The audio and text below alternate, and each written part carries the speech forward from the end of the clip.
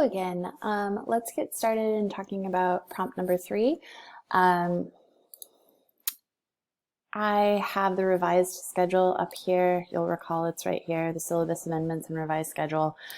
You will note that prompt number 3 was originally supposed to be due in 2 days, so on Friday.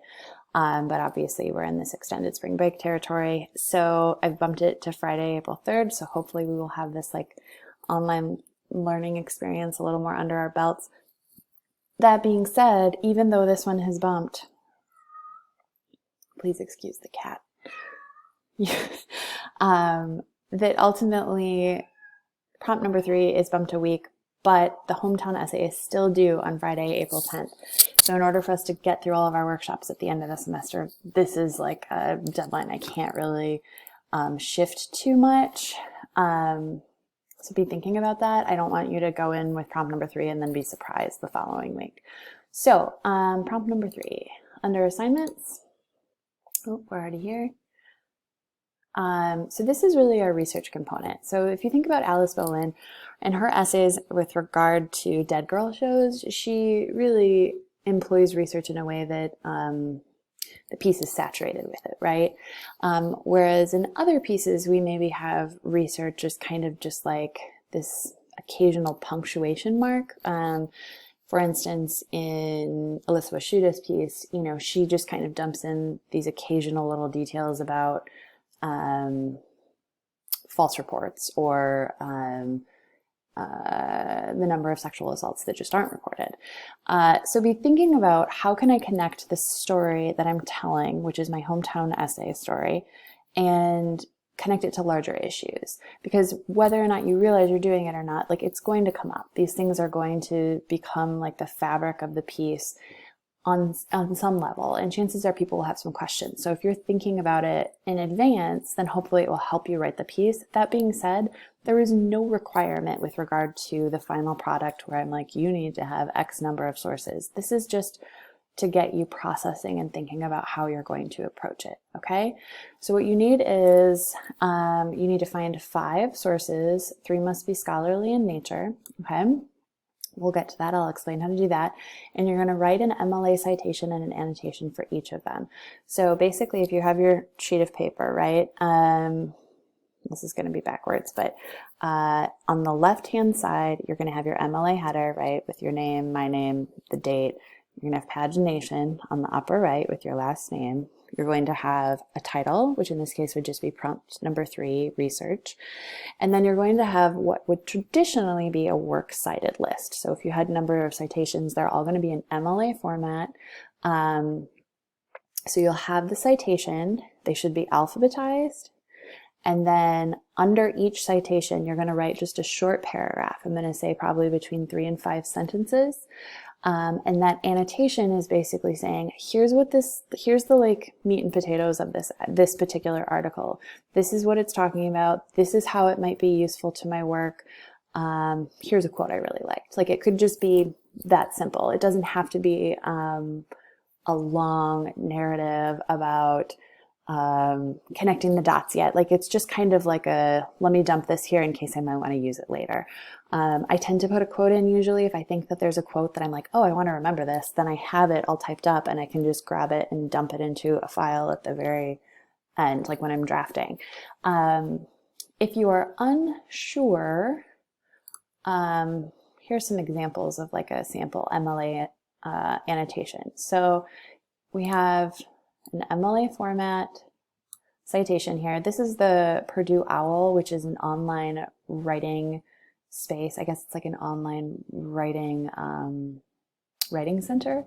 And they are really good about putting things online and being up to the minute as these standards shift and change. So this is Anne Lamott. The book is Bird by Bird, some instructions on writing and life. This is who published it. Here's the year. This is what I would say, I would describe this as maybe a little bit long for our purposes. You don't need to write this much. 3 to 5 sentences. It doesn't have to be a big deal. Just kind of how you envision that it could be helpful to your final draft. Really, what's the kind of summary points.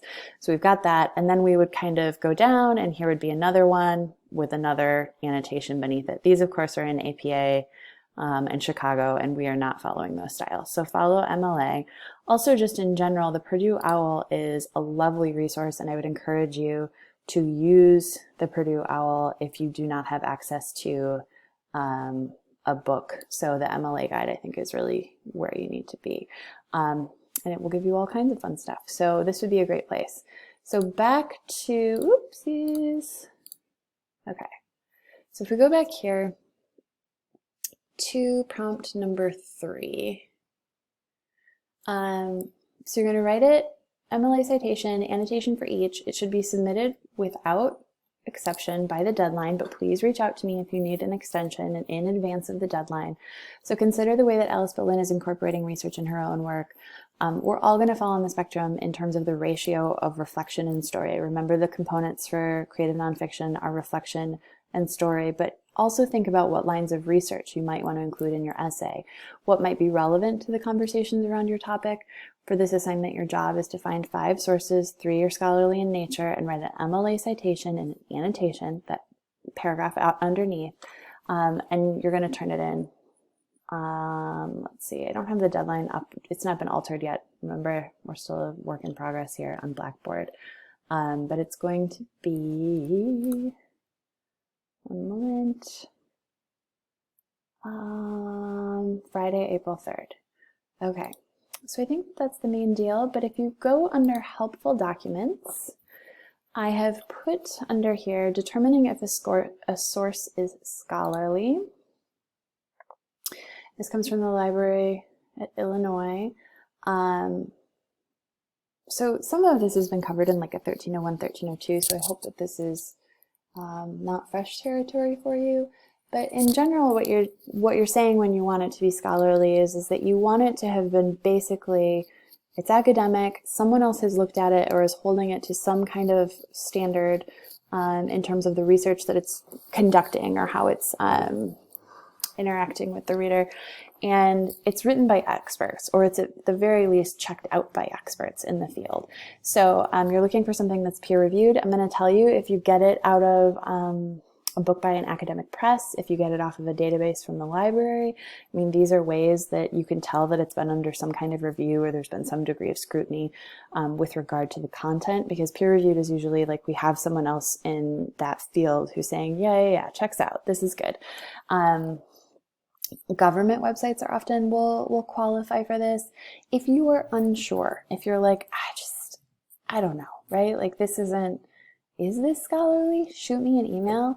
You can send me a link. You can say, here's where I found it. If you found it on a database like Academic Search Complete, I think it's Search Complete now. It used to be Search Premier, JSTOR, any other database through the library, you're going to probably qualify as scholarly. Check and see, is there an author? Do they have credentials provided? Can you find the credentials potentially if you're just like going to search for them? Who's publishing it? Is it an academic institution, professional organization? Who is the intended audience? If this is your neighbor Joe and it's on his blog and he's saying climate change isn't real, we're not in the zone of scholarly work, right? We're in the zone of like Joe has a rant and he wants to like tell people about his perspective.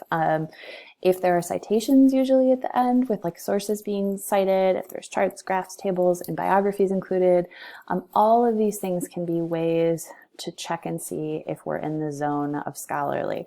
And there's this lovely little flow chart.